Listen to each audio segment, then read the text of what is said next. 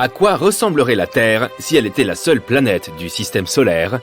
Et qu'arriverait-il à notre planète si la Lune disparaissait? Et que se serait-il passé si les dinosaures ne s'étaient jamais éteints? On connaît bien l'histoire. Il y a plus de 66 millions d'années, un énorme astéroïde a percuté la Terre. Près de 75% des créatures qui peuplaient la planète à cette époque, dont les dinosaures, ont été anéanties lors d'une extinction massive. Tyrannosaures, Triceratops, Vélociraptor, tous disparus. Mais grâce à cela, c'est nous qui sommes en vie. Selon la science, l'espèce humaine s'est développée de manière plus sûre sans ces créatures gigantesques qui nous auraient pourchassés. Mais que se serait-il passé si cet astéroïde s'était écrasé sur le sol à quelques kilomètres de l'endroit où il est tombé? À quoi ressemblerait le monde aujourd'hui? Imagine que tu marches dans la rue vers ton supermarché local et que tu croises un T-Rex de la taille d'un camion. Est-ce que cela pourrait arriver dans un univers alternatif? En réalité, les dinosaures auraient dû survivre à bien plus d'un astéroïde pour vivre encore de nos jours. Il y a environ 55 millions d'années, les températures de la planète ont augmenté. Le climat est devenu plus chaud qu'aujourd'hui, de 8 degrés Celsius. Les forêts tropicales ont prospéré et la végétation était abondante. Dans ce scénario, les dinosaures herbivores auraient probablement prospéré. Mais ils auraient commencé à avoir une apparence un peu différente. Les plantes qui poussaient à cette époque n'étaient pas très riches en nutriments. Cela signifie que les dinosaures auraient probablement rétréci, n'ayant pas l'énergie nécessaire pour grandir jusqu'à leur taille maximale. Puis, il y a environ 34 millions d'années, l'Amérique du Sud et l'Antarctique se sont séparés, ce qui a entraîné un climat plus frais et plus sec. Pendant cette période, les dinosaures à longues pattes auraient été les seuls à survivre. À cette époque, les animaux devaient parcourir de longues distances pour chasser, car les saisons ont commencé à affecter la disponibilité de la nourriture et de l'eau. Par rapport aux mammifères de cette période, les dinosaures auraient eu des avantages considérables, comme un plus grand nombre de dents ou une meilleure vue. Quant aux mammifères, certains d'entre eux n'auraient probablement jamais évolué. Ils auraient d'abord été le petit déjeuner des dinosaures. Au fait, savais-tu que certains dinosaures vivent encore parmi nous aujourd'hui? Pense aux pigeons, ou aux oiseaux en général. Ils ont tous évolué à partir de dinosaures. Maintenant, tu as sans doute déjà entendu dire que nous n'utilisions que 10% des capacités de notre cerveau. Si c'était vrai, que se passerait-il si nous en utilisions 100%? Serais-tu capable de composer une symphonie? Deviendrais-tu un génie de la tech et pourrais-tu créer du jour au lendemain une entreprise à plusieurs millions de dollars? Commençons par rétablir la vérité. Non, nous n'utilisons pas que 10% des capacités de notre cerveau. Cette idée reçue a été fortement popularisée par les films, mais elle n'est pas exacte. La vérité est que la plus grande partie de ton cerveau est active à tout moment. Mais toutes les parties ne fonctionnent pas simultanément. Le pourcentage exact varie d'une personne à l'autre. Cela étant dit, les neurologues expliquent que tu ne voudrais pas utiliser 100% des capacités de ton cerveau en même temps. Ton corps n'aurait tout simplement pas assez d'énergie pour cela, ce qui signifie que tu aurais tout le temps faim. Imagine le nombre de calories que tu devrais consommer pour que cela fonctionne. Tu serais également limité par les besoins fondamentaux de ton corps. Respirer, digérer les aliments et faire circuler le sang. Si tu utilisais toutes les capacités de ton cerveau en permanence, tu serais tout le temps fatigué. Ce serait pire que de courir un marathon sans aucune préparation. Ton cerveau aurait besoin de tout le sang dont tu disposes, ce qui signifierait moins d'oxygène pour tes poumons. Plusieurs de tes organes commenceraient à s'éteindre un par un. En un mot, ce serait fatal pour ta santé.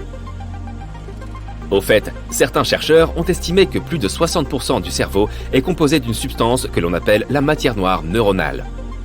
En d'autres termes, cette matière noire est constituée de neurones qui n'ont pas de fonction apparente ou qui ne répondent pas tout simplement aux stimuli courants. Les marathons font partie des plus grands exploits d'endurance au monde. Mais qu'arriverait-il à ton corps si tu décidais de courir un marathon sans aucun entraînement? Les statistiques sont accablantes. Près de 50% des participants abandonneraient la course avant de franchir la ligne d'arrivée. Un marathon ordinaire fait 42 km de long. Et si tu n'es pas habitué à l'activité physique, c'est un défi de taille. Tu serais probablement capable de courir le premier kilomètre sans problème grave, mais en respirant bruyamment et fortement par la bouche. Au 5e kilomètre, ta température corporelle monterait en flèche et tu aurais l'impression d'avoir une légère fièvre. Tu abandonnerais très probablement à ce stade. Mais si tu décidais de continuer, tu devrais tromper ton esprit et ton corps pour courir les 37 km supplémentaires. Au 32e kilomètre, tu atteindrais ce qu'on appelle le mur. Ton corps aurait brûlé toutes tes réserves de glucose et tu serais extrêmement fatigué. Même les coureurs expérimentés passent souvent par cette étape. À la fin du marathon, tu te promettrais de ne plus jamais faire ça. Tu quitterais la course avec au minimum quelques crampes et l'envie de dévorer le plus de nourriture possible. Maintenant imagine ceci, la nuit est belle et claire. Il n'y a pas de nuages et tu peux voir deux des planètes les plus brillantes du ciel qui scintillent là-haut. Ce sont Mars et Vénus. As-tu déjà imaginé ce qui se passerait si la Terre était la seule planète du système solaire ? Si les autres planètes n'existaient pas, les choses seraient différentes pour notre Terre. Les planètes du système solaire travaillent de concert, se maintenant les unes les autres dans une certaine position grâce à leur force gravitationnelle. Maintenant, si Mercure ou Vénus cessaient d'exister, la Terre dériverait plus près du Soleil. Notre température atmosphérique deviendrait similaire à celle de la surface de Mercure, soit 430 degrés Celsius. Cela rendrait la vie sur Terre impossible. Mais si Jupiter ou Saturne disparaissaient, la Terre dériverait très probablement encore plus loin du Soleil, et sa température descendrait en dessous de moins 130 degrés Celsius. Si la vie parvenait à se maintenir dans de telles circonstances, elle serait probablement aquatique. La position de la Terre dans le système solaire n'affecte pas seulement toute forme de vie, mais elle dicte aussi les saisons, la longueur des journées et la durée d'une année. Et si, en plus des planètes, la Lune disparaissait, que se passerait-il si un beau jour notre satellite s'évaporait tout simplement ? Cela aurait des conséquences catastrophiques. La Lune a une grande influence sur les marées de la Terre. Dans un monde sans Lune, les marées diminueraient d'environ 75%. Cela affecterait grandement les crabes, les moules et les escargots de mer qui vivent dans les zones de marée. Cela perturberait donc le régime alimentaire des animaux plus gros. Finalement, cela affecterait des écosystèmes côtiers entiers. Le climat de la Terre changerait aussi. Les marées et les courants aident à mélanger l'eau froide de l'Arctique avec l'eau plus chaude des tropiques, stabilisant ainsi le climat dans le monde entier. Les prévisions météorologiques deviendraient presque impossibles. Et la différence de température entre les endroits les plus chauds et les plus froids de la Terre deviendrait extrême. L'absence de la Lune influencerait également l'inclinaison de la Terre. Actuellement, la Terre est inclinée sur son axe à un angle de 23,5 degrés, principalement à cause de la gravité de la Lune. Sans la Lune, l'axe de la Terre oscillerait entre 10 et 45 degrés. Les scientifiques pensent que même une légère différence dans l'inclinaison de la Terre pourrait provoquer d'énormes changements, comme une période glaciaire. En plus de cela, un ciel sans Lune bouleverserait la vie de nombreux animaux nocturnes. Les papillons de nuit ont évolué pour se diriger en utilisant la lumière de la Lune et des étoiles. Les bébés tortues utilisent la lumière de la Lune pour trouver leur chemin vers l'océan. Différents animaux comptent à la fois sur l'obscurité et sur une petite quantité de lumière lunaire pour chasser efficacement.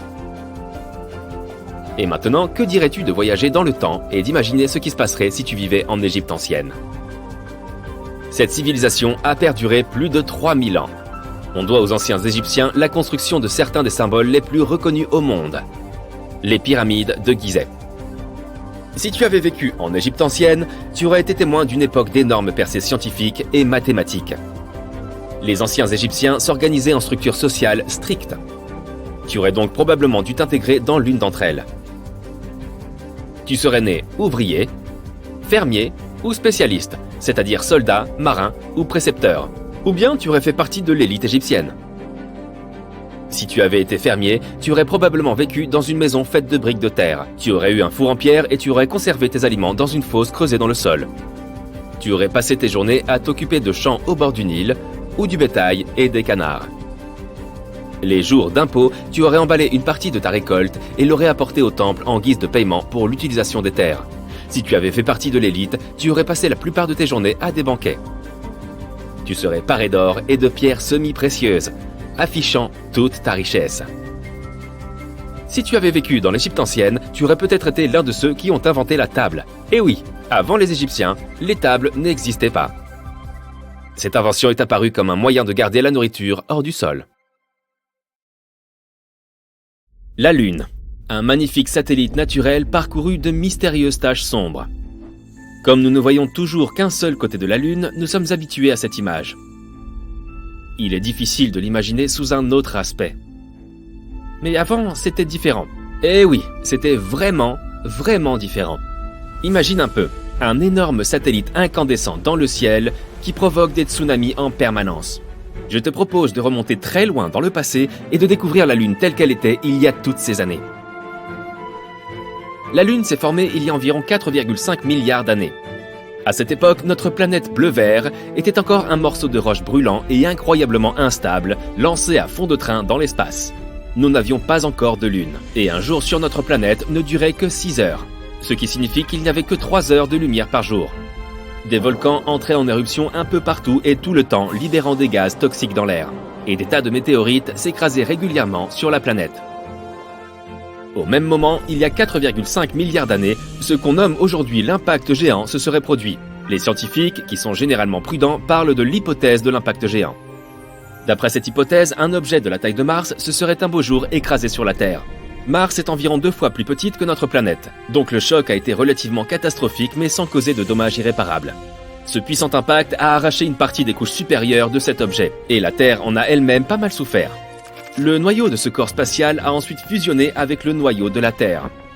Et de nombreux fragments de notre planète se sont envolés dans l'espace.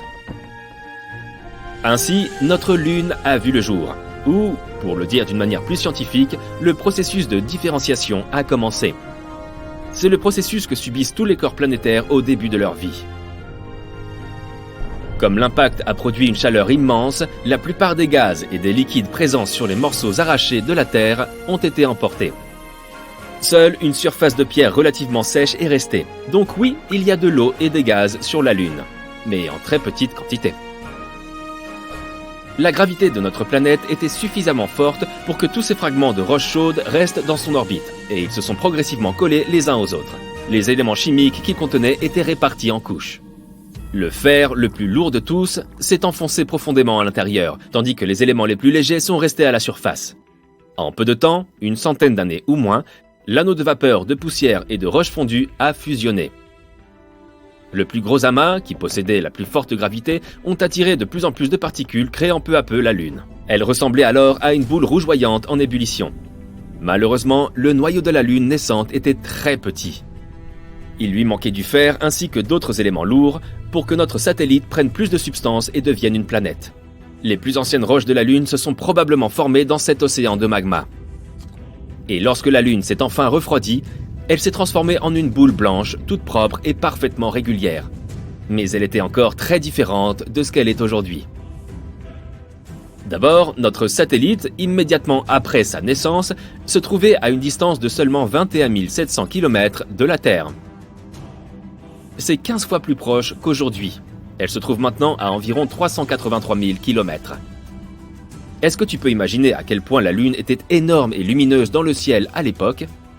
Ce devait être à la fois magnifique et terrifiant. Et bien sûr, une telle proximité provoquait des vagues incroyablement grandes dans nos océans. Il y avait régulièrement des tsunamis sur Terre. De plus, la Lune tournait encore très vite. Et elle n'était pas orientée vers la Terre d'un seul côté. Mais en général, la Terre et la Lune avaient un impact positif l'une sur l'autre. Par exemple, c'est grâce à la Lune que notre journée dure 24 heures. À l'heure actuelle, l'axe de la Terre est incliné de 23,5 degrés par rapport au plan de son orbite autour du Soleil. Avant la venue de la Lune, la Terre tournait très rapidement, mais grâce à son satellite, son inclinaison s'est stabilisée, ce qui a donné lieu à une grande variété de climats sur Terre. Mais la gravité de notre planète a aussi pas mal aidé la Lune. Grâce à elle, elle a pu elle aussi ralentir et s'est progressivement éloignée de nous. Au fil des ans, son orbite s'est écartée de notre planète. En même temps, un phénomène nommé verrouillage par effet de marée s'est produit entre la Lune et la Terre. Cela signifie que la période de rotation de la Lune coïncide avec sa période orbitale, ou en d'autres termes, que la Lune tourne sur elle-même aussi vite qu'elle tourne autour de la Terre. C'est pourquoi la Lune est toujours tournée vers notre planète du même côté. Lorsque la Lune s'est éloignée, les marées sur notre planète se sont apaisées. Désormais, l'eau pouvait couler jusqu'aux confins du globe. C'est alors que la vie est apparue sur Terre. Mais revenons à l'évolution de la Lune elle-même. Que s'est-il passé à sa surface après sa formation ? On parle des étapes suivantes comme de l'enfance et de l'adolescence de la Lune. Et, comme c'est généralement le cas, ces périodes n'ont pas été de tout repos. Pas étonnant. Il y a environ 4 milliards d'années, le système solaire était complètement fou. Pendant les 6 premiers millions d'années d'existence de la Lune, des astéroïdes et des comètes de grande taille étaient constamment projetés sur elle. Ils venaient également s'écraser sur la Terre. Ces impacts furent les plus puissants de l'histoire de la Lune. De grands cratères, plus tard tapissés d'une sombre matière rocheuse, sont alors apparus. Comme si tout cela ne suffisait pas amplement, un jour, une planète naine est venue s'écraser sur la Lune. Elle faisait à peu près la taille de Cérès, le plus gros objet présent dans la ceinture d'astéroïdes située entre Mars et Jupiter. Cet impact a produit le plus grand bassin de la Lune et a changé à jamais son apparence. Tu vois cette tache sombre là sur la face cachée de la Lune? Juste là, tout au sud. Il s'agit du bassin pôle sud Aitken. Son diamètre est d'environ 2500 km. Et oui, il a bien été formé par l'impact dont j'ai parlé il y a environ 4,3 milliards d'années. Cet impact a apporté avec elle tout un tas de composés chimiques complexes et étranges que les scientifiques trouvent maintenant un peu partout sur la face cachée de la Lune. Ces composés se sont mis à dégager énormément de chaleur, ont fait fondre une partie du manteau lunaire et oups, ont par la suite accidentellement réveillé les volcans. Ces volcans ont commencé à entrer en éruption. Une énorme quantité de magma a été répartie sur la surface de la Lune. Bien des années plus tard, tout ça s'est refroidi et ces taches sombres que l'on peut observer sont apparues. On les appelle les mers lunaires. On y trouve beaucoup moins de cratères que sur les terres. Mais au cours du dernier milliard d'années, la Lune a été géologiquement inactive, à l'exception de collisions occasionnelles avec des météorites. L'apparence de la Lune a changé à jamais à la suite de ces événements. C'est ainsi que, meurtrie et fatiguée, elle est entrée dans l'âge adulte. Mais la paix, malheureusement, n'était toujours pas au rendez-vous. Un nouveau groupe de météorites a décidé de venir l'embêter. Mais ce n'a pas été si grave. Il y a eu de nombreuses collisions, mais toutes de faible ampleur. Elles ont simplement laissé plusieurs cratères et fosses sur la surface lunaire, et ont peut-être un peu endommagé son manteau. Quelques-unes de ces collisions ont cependant approfondi certains des grands cratères. La croûte de la Lune est devenue de plus en plus fine au fil des ans à cause de cet interminable chaos. Et maintenant, nous appelons cette partie supérieure de la croûte, qui est couverte de cratères, les terres lunaires. Toutes ces zones blanches et lumineuses de la Lune, ce sont les terres par opposition aux mers. Mais finalement, l'univers s'est calmé. Pour l'instant, tout au moins. Et la Lune a commencé à ressembler à ce qu'elle est aujourd'hui. Il y a encore beaucoup de choses que nous ne savons pas sur le satellite naturel de la Terre. Il y a des moments de son histoire que les scientifiques ne peuvent toujours pas expliquer avec précision. Mais ils continuent à étudier notre magnifique satellite. Les données sur la Lune ne sont pas seulement utiles pour elles-mêmes. Elles nous donnent une image plus complète de l'histoire de notre système solaire et de l'espace dans son ensemble. Espérons donc qu'un jour, nous pourrons découvrir tout ce qu'il y a à savoir sur la Lune. Cette grande boule de feu située à des milliers de kilomètres de nous est l'objet le plus brillant de notre système solaire, ainsi que le plus grand. Si Jupiter avait la taille d'un ballon de basket, alors la Terre serait un tout petit raisin. Mais le Soleil ferait paraître Jupiter ridicule. Cette grosse boule brûlante dans le ciel est composée d'hydrogène et d'hélium et mesure 1 400 000 km de diamètre, ce qui la rend plus de 100 fois plus grande que notre petite planète bleue. Il fait 5540 degrés Celsius à la surface et 15 millions de degrés en son centre. En revanche, la Lune est un peu plus facile à cerner, avec un diamètre d'environ 3500 km, soit moins d'un tiers de celui de la Terre.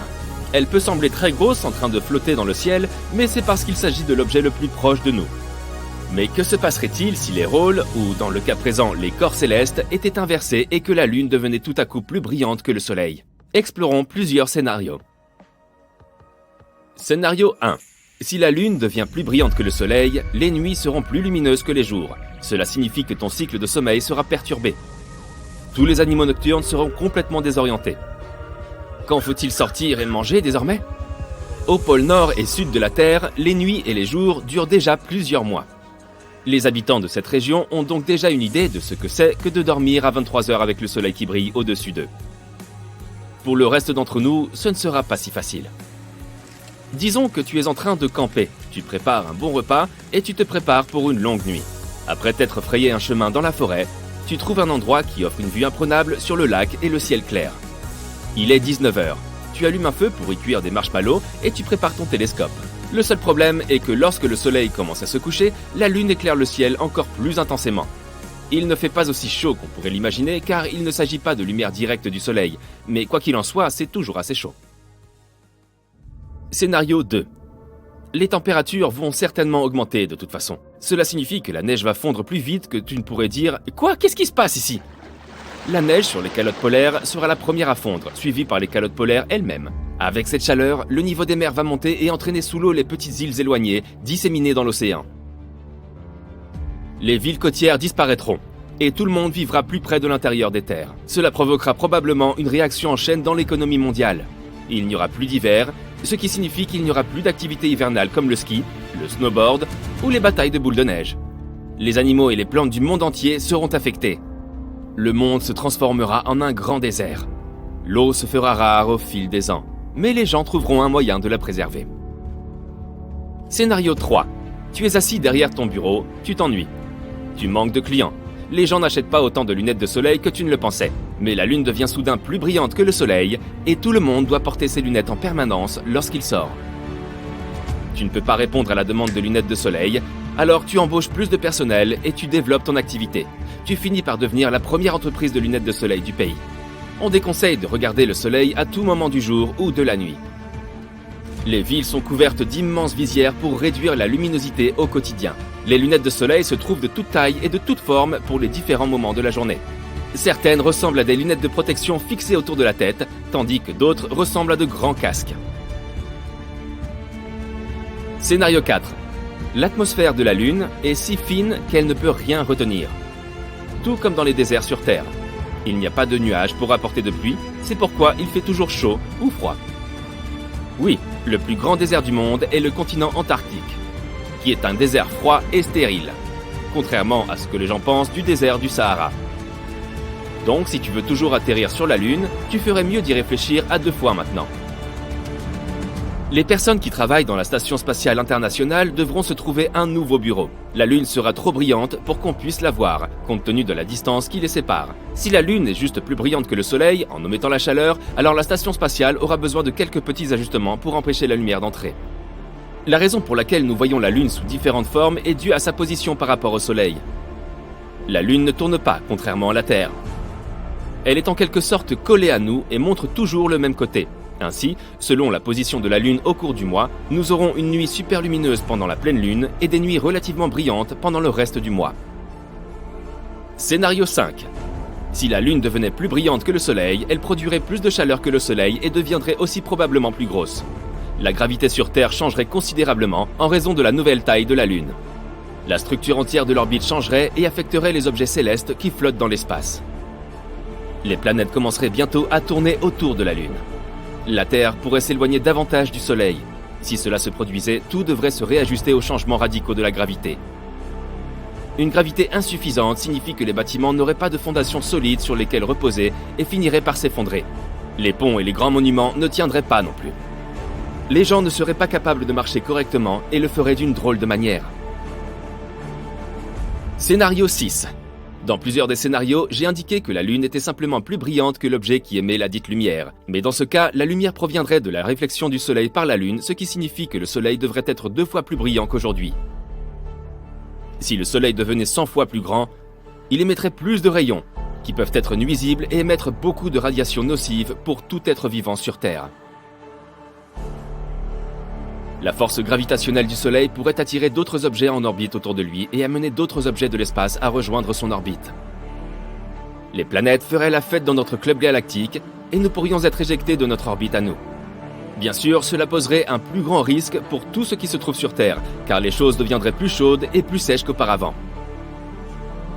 Scénario 7. Si nous parlons de la Lune qui devient plus brillante, nous pouvons aussi supposer qu'elle sera plus proche de la Terre que maintenant.